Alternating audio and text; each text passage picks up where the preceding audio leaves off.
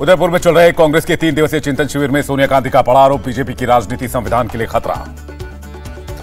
सोनिया गांधी ने जताई चिंता, कहा आज देश में गांधी जी के हत्यारों का महिमा मंडन और नेहरू जी की छवि खराब की जा रही है। सोनिया गांधी की पार्टी कार्यकर्ताओं से अपील, संगठन की मजबूती सबसे जरूरी, पार्टी का कर्ज चुकाने का वक्त आ चुका है।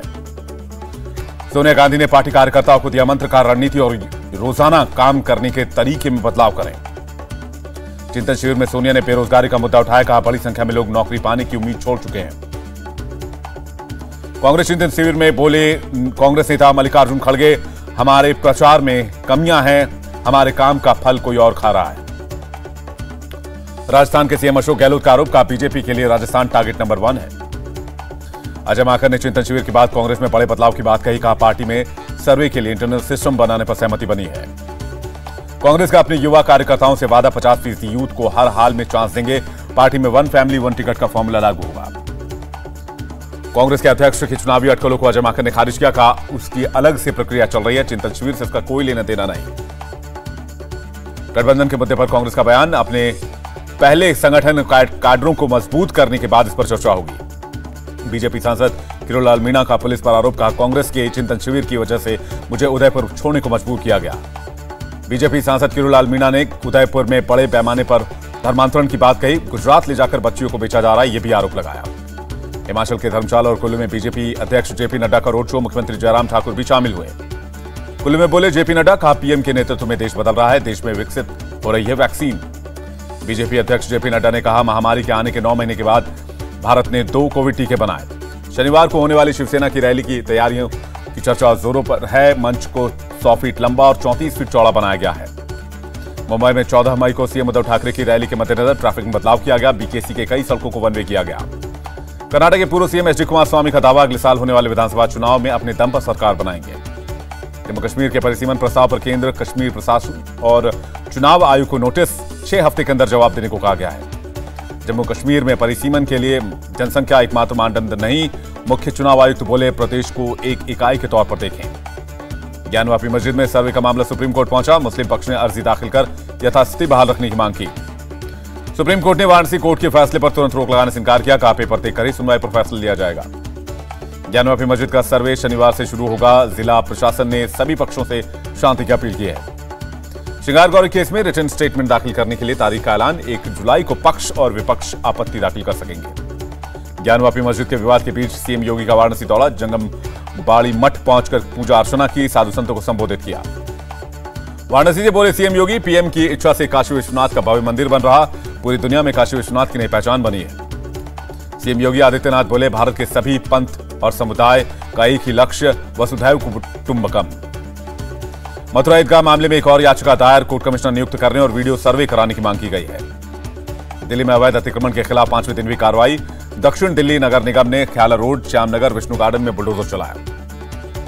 आप विधायक अमानुल्लाह खान को पुलिस ने बैड कैरेक्टर घोषित किया, जमीन पर कब्जे और मारपीट का आरोप। आप विधायक अमानुल्लाह खान को साकेत कोर्ट से मिली जमानत, सरकारी काम में बाधा पहुंचाने पर हुए थे गिरफ्तार। बुलडोजर एक्शन पर सियासत जारी, डिप्टी सीएम सिसोदिया ने अमित शाह को लिखा खत, बुलडोजर से वसूली की साजिश की बात कही। आम आदमी पार्टी ने बीजेपी नेता आदेश गुप्ता के घर के हिस्सों को अवैध बताया, कहा बीजेपी बुलडोजर चलवाए। बुलडोजर एक्शन पर सीएम केजरीवाल ने बुलाई बैठक, शनिवार को सुबह 11 बजे सभी विधायकों के साथ मीटिंग।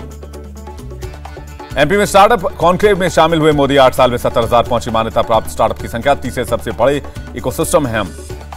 पीएम मोदी ने कांग्रेस पर साधा निशाना, कहा 2014 से पहले 1 दशक वंशवाद और राजनीति और स्कैम की वजह से देश बर्बाद हुआ। सोमवार को नेपाल से लौटने के बाद पीएम मोदी कुशीनगर के महानिर्वाण स्तूप में दर्शन करेंगे, लखनऊ में सीएम योगी से मीटिंग करेंगे। 15 से 21 मई तक 2 कैरिबियाई देशों की यात्रा पर रहेंगे राष्ट्रपति कोविंद, विदेश मंत्रालय ने जानकारी दी है। एमपी के सीएम शिवराज सिंह चौहान ने प्रदेश के युवाओं को दिया भरोसा, कहा रोजगार दिलाने के लिए हमारी सरकार प्रतिबद्ध है। पंजाब का माहौल खराब करने की कोशिश, फरीदकोट की बाजीगर बस्ती में एक पार्क की दीवार पर खालिस्तान जिंदाबाद के नारे लिखे गए। फरीदकोट पुलिस ने विवादित नारों को लेकर एफआईआर दर्ज कर ली है, पार्क के आसपास की सीसीटीवी फुटेज खंगाले जा रहे हैं। पंजाब पुलिस का मोहाली ब्लास्ट केस सुलझाने का दावा, कहा तरनतारन का रहने वाला लखबीर सिंह लांडा मास्टरमाइंड 2017 में चला गया था कनाडा। पंजाब के डीजीपी बोले हरविंदर सिंह रेंदा से लखबीर के संबंध, बब्बर खालसा के साथ मिलकर रची साजिश, अब तक 6 लोग गिरफ्तार। सांसद राघव चड्ढा ने पंजाब पुलिस की तारीफ की, कहा मोहाली ब्लास्ट के केस को 4 दिन में सुलझा लिया गया। राघव चड्ढा का दावा, पंजाब सरकार गैंगस्टर राज को खत्म करने के लिए पूरी तरह प्रतिबद्ध, 5 अप्रैल से अब तक 100 गैंगस्टर गिरफ्तार। एमपी में मदरसों में राष्ट्रगान होगा अनिवार्य। गृहमंत्री नरोत्तम मिश्रा ने दिए संकेत का राष्ट्रगान हर जगह होनी चाहिए। तय तारीख पर होगी एनईटी पीजी 2022 की परीक्षा। सुप्रीम कोर्ट ने परीक्षा स्थगित करने वाली याचिका खारिज कर दी है। पटना हाईकोर्ट का बिहार के डीजीपी को आदेश। 16 मई को सहारा प्रमुख सुब्रत रॉय को करें पेश। यूपी और दिल्ली पुलिस का सहयोग भी लें। घाटी में कश्मीरी पंडित की हत्या से पूरे कश्मीर में उबाल। बडगाम से लेकर श्रीनगर तक प्रदर्शन। राहुल भट्ट की हत्या को लेकर परिवार की मांग। सरकारी एजेंसियां करें मामले की जांच। कश्मीरी पंडितों को सुरक्षा की गारंटी दी जाए। राहुल भट्ट की हत्या की जांच के लिए जम्मू कश्मीर प्रशासन ने एसआईटी गठित कर दी है। राहुल भट्ट की पत्नी को मिलेगी सरकारी नौकरी। राहुल भट्ट की बेटी की शिक्षा का पूरा खर्च उठाएगी सरकार। राहुल भट्ट की हत्या पर बोली प्रियंका गांधी, आतंकी मंसूबों के खिलाफ पूरा देश एकजुट। नफरत और आतंक को मुंहतोड़ जवाब देना होगा। राहुल भट्ट की हत्या पर बोली महबूबा मुफ्ती, कहा कश्मीर में अमन चैन बिगाड़ने की साजिश। हिंदू मुसलमान की राजनीति हो रही है। कश्मीरी पंडितों की सुरक्षा को लेकर संजय राउत का निशाना। कश्मीरी पंडितों की वापसी के दावे किए जा रहे थे। घाटी में रह रहे कश्मीरी पंडितों की सुरक्षा का क्या? पुलवामा में आतंकियों की गोली लगने से शहीद हुए एसपीओ रियाज अहमद। जम्मू कश्मीर पुलिस ने दी श्रद्धांजलि। हमले के वक्त छुट्टी पर थे एसपीओ रियाज अहमद। साउथ कश्मीर रेंज के डीआईजी बोले अपने बच्चे की स्कूल बस का इंतजार कर रहे थे, तभी गोली मार दी गई। जम्मू कश्मीर में बांदीपुरा में मुठभेड़ में सुरक्षा बलों ने 2 आतंकियों को ढेर कर दिया। पनामा पेपर लीक मामले में ईडी का एक्शन। एमपी और गोवा में छापेमारी से 88 लाख से ज्यादा कैश बरामद। डी कंपनी से जुड़ा मनी लॉन्ड्रिंग का केस। आरोपी आरिफ शेख और शबीर अबू बकर की कोर्ट में पेशी। 20 मई तक एनआईए कस्टडी। महाराष्ट्र में मंत्री नवाब मलिक प्राइवेट अस्पताल में करा सकेंगे इलाज। पीएमएलए ने अदालत ने दी मंजूरी। अरविंद केजरीवाल ने किया दावा, दिल्ली की न्यायपालिका को देश के लिए मिसाल बनाएंगे। 30,000 वकीलों को 5 लाख का इंश्योरेंस देंगे। दिल्ली के मुंडका मेट्रो स्टेशन के पास एक इमारत में लगी आग, महिला की मौत हो गई। दिल्ली के कादीपुर में गोदाम में भीषण आग। फायर ब्रिगेड की 8 गाड़ियां कड़ी मशक्कत के बाद आग पर काबू पाने में कामयाब रही। दिल्ली में एक ठग को गिरफ्तार किया गया। लुटेरा दूल्हा बनकर 100 लड़कियों को निशाना बना चुका है। केदारनाथ धाम में आईटीबीपी ने संभाली कमान। तीर्थयात्रियों की भारी भीड़ को देखते हुए फैसला लिया गया। सिंगापुर से त्रिची आई फ्लाइट के वॉशरूम में मिले 75.5 लाख का सोना। खुफिया जानकारी पर कार्रवाई की गई। झारखंड की राजधानी रांची में नाबालिग लड़की से गैंगरेप मामले में 5 लोग गिरफ्तार। पश्चिम बंगाल के दक्षिण दिनाजपुर में बीएसएफ कैंप के पास महिला का शव मिला, जांच शुरू। मालदा विस्फोटक मामले में एनसीपीसीआर का बंगाल के एडीजी को नोटिस। रिपोर्ट जमा नहीं करने पर तलब किया गया। बंगाल के दुर्गापुर में फर्जी जीएसटी अधिकारी बनकर ठगी करने वाले 2 लोग गिरफ्तार। जम्मू कश्मीर के कटरा में श्रद्धालुओं से भरी बस में लग गई आग। हादसे में 4 की मौत, 22 घायल।